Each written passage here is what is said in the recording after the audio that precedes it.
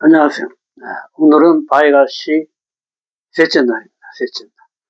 한번 기도하고 시작합니다. 하늘에 계신 아버지 은혜를 감사합니다. 주님을 찬양합니다. 주님 영광 홀로 받아 주시옵소서. 저희들에게 성령을 부어주시고 성령 충만함으로 채워주셔서 말씀을 깨닫게 하시고 말씀을 행하는 저희들에게 인도하실 주님께 감사와 찬양을 올려드립니다. 예수와 하마시아 이름으로 기도했습니다. 아멘. 오늘은 셋째 날입니다.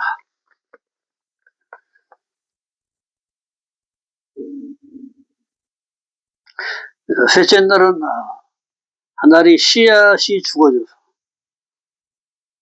싹을 내고 잎을 내고 무성한 가지가 되고 나무가 되는 시. 그 부활 생명을 취하는 날입니다. 우리 힘으로는 할 수가 없죠. 예수께서 십자가에 못 박혀 죽으시고 못이죠. 하늘과 땅을 연결시켜 주신 거예요. 우리가 하늘과 멀어진 우리를 자신의 부활 생명을 우리한테 주셔서 그 부활 생명으로 하나님과 나를 연결시켜 주신 거예요. 이 부활 생명을 받아들이는 삶을 얘기합니다. 요셉이 아버지를 모시와 고센 땅에서 나와 가까이 살자 한다. 요셉이 내가 애굽의 총리가 되었다. 아버지를 모셔와 고센 땅에 살라. 흉년이 아직 5년이 남았으니 내가 봉양하겠다 한다. 바로와 신하들이 형들이 왔다는 소식을 듣고 기뻐한다. 바로가 요셉에게 가족을 데려오라 하며 애굽의 좋은 땅을 주겠다 한다. 창세기 45장 8절에 하나님께서 나를 노예로 팔려오게 해 나를 바로의 아버지로 삼고 온 집의 주로 삼으심에 온 땅의 통치자로 삼으셨나이다. 하나님께서 나를 노예로 팔려오게 해서 형들이 판 게 아니고 하나님께서 그렇게 계획을 하신 거다. 하나님께 다 돌리죠. 하나님의 은혜로 다 돌리는 겁니다. 유다가 왕권을 회복했는데 어떻게 회복했냐면 찬송과 감사로 회복한 거예요. 회개함으로써 찬송과 감사함으로. 그리고 우리에게 슈브, 회개는 굉장히 중요합니다. 이 회개는 하나님 형상의 모양, 요 시스템을 얘기하는 거예요. 근리 돌아가는 거예요. 정체성을 회복하는 거예요. 나는 하나님의 아들이고 하나님의 형상으로 지어진 사람이다. 요 정체성을 회복하는 게 중요하다. 그래서 요것을 잊어버렸기 때문에 주님께서 빛으로 오셔서 한 줄기 빛으로 오셔서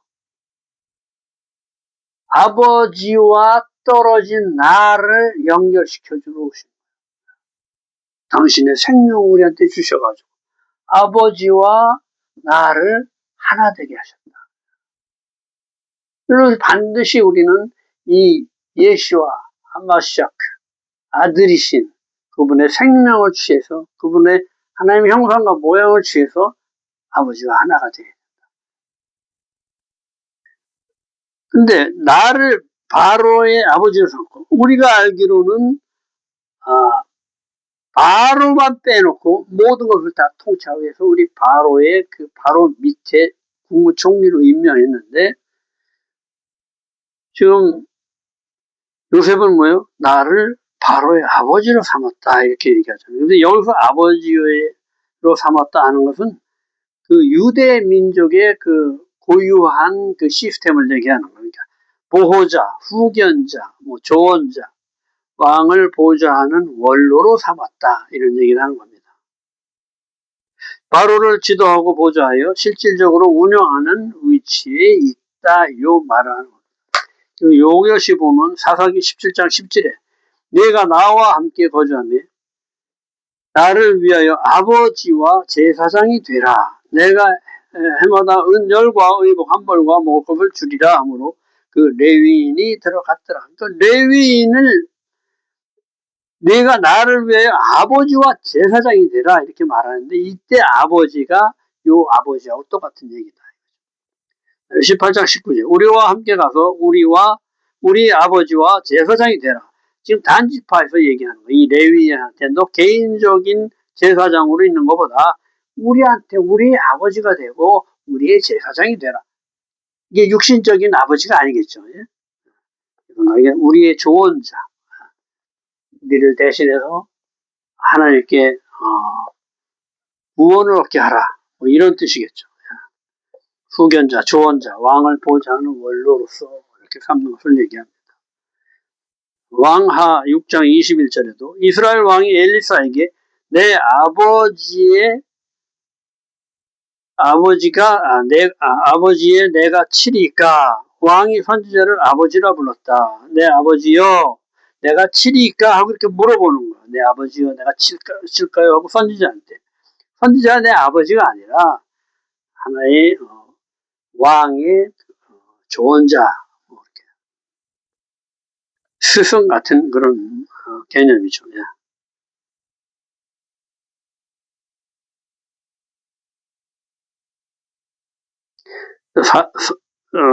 이사야 22장 21절에 하나님께서 엘리야김에게 hil기야의 아들 엘리야김에게 이렇게 얘기합니다. 그가 예루살렘 주민과 유다의 집의 아버지가 될 것이며 요셉의 경우와 거의 동일한 정치적인 그 용법을 얘기하는 거죠. 그래서 이 아버지라는 것은 육신의 아버지를 얘기하는 게 아니고 유대 민족의 그 고유한 그 의미를 갖고 있는 거죠. 요셉이 노예로 팔려온 것에 화를 내지 않고 화를 이기고 용서를 몸으로 가르친다. 아들 므낫세.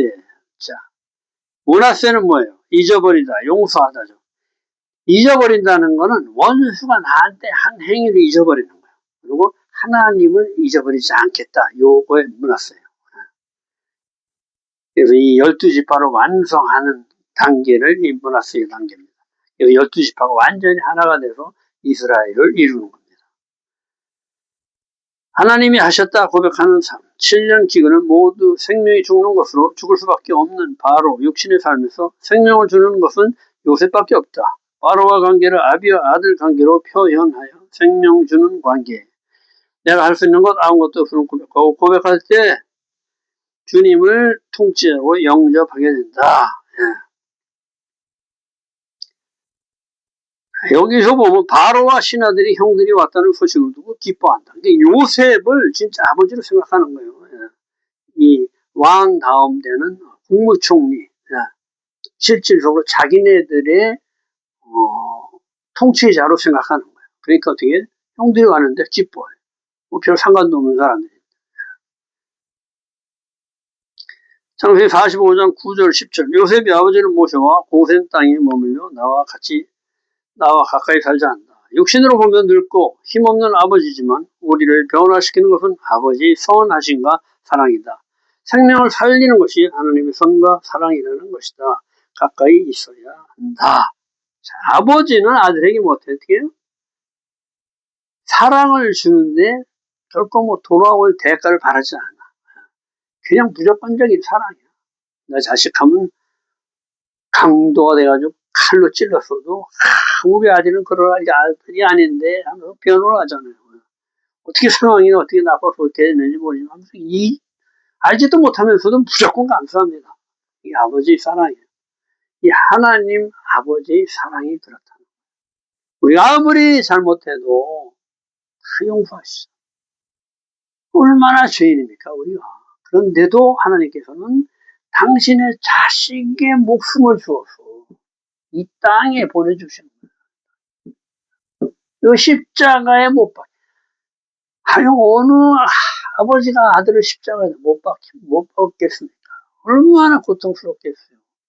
예수님은 우리가 생각하는 것처럼 못 박아도 끄떡없고 이런 게 아니고 우리와 똑같아요. 똑같이 육신을 입고 온 분이기 때문에 우리가 이 손바닥에 못 박아서 찔리는 그 고통을 똑같이 느끼시는 거예요. 그러니까 아버지요, 이 잔을 될 수 있으면 돌려주십시오. 그렇지만은 내 뜻대로 하지 마시고 아버지 뜻대로 하십시오. 이렇게 기도를 하잖아요.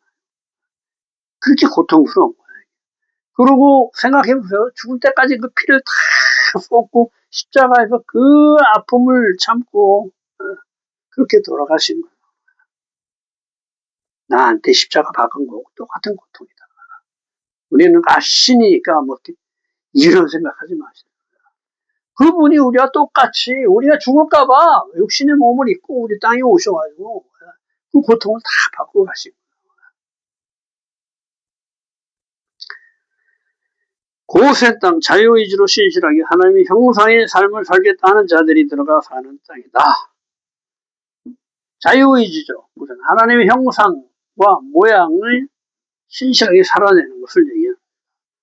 자유의지로 신실하게 하나님의 형상의 삶을 살겠다. 바이가시한 자들이 사는 하나님께서 구별해 놓으신 연합하게 하는 바이가시 하나 되자.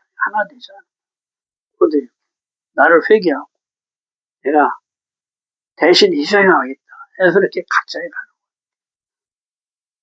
거예요. 8장 22절에 그날에 내가 내 백성이 거하는 고센 땅을 구별하여 파리 때가 없게 하리니 하나님께서 그 약속하시죠. 기근으로 육신의 한계를 깨닫고 하나님께 구별되어 말씀으로 하나 되는 삶을 사는 곳이 고센 땅이다. 창세기 45장 11절 흉년이 아직 5해가 있으므로 아버지와 아버지에 속한 모든 사람을 책임지겠다 하고 요셉이 얘기하죠. 빨리 데리고 와라. 요셉은 시세를 아는 자다. 하나님의 계획을 아는 자. 형통한 자로 해결자다. 주님께서 다 알려주시니까. 아버지를 복양한다. 상속 의미 이상이 내가 모두 책임지겠다. 나와 하나다 하는 것이다.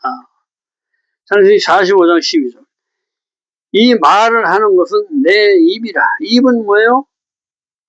내 말하던 입을 하나님 말하는 입으로 바꾸는 거예요. 입은 말을 하는 것이. 입구, 문지기 역할로 교회의 보호자라는 얘기다. 하나님을 선포하는 입, 생명을 살리는 입, 입의 권세로 원망하지 않고 입을 지킨다. 한번 나간 말은 도로 불러드릴 수가 없습니다. 한번 말할 때 입을 잘 지켜서 쓸데없는 말 하지 말고 옳은 말만 해라 이런 얘기를 하는 거예요. 반대면 생명을 죽이는 입, 육신의 입을 얘기하죠. 육신의 것을 얘기하는 입, 원망, 불평, 모함, 욕, 거짓말, 가십은 생명을 죽이는 것이다. 원수를 위해 기도하라. 머리에 숯불 쌓는 것, 원수가 소멸되는 것, 악을 손으로 갚는 것을 얘기한다. 원수를 내가 위해서 기도할 때 그 원수의 머리 위에 숯불을 쌓는 것하고 똑같다는 거예요.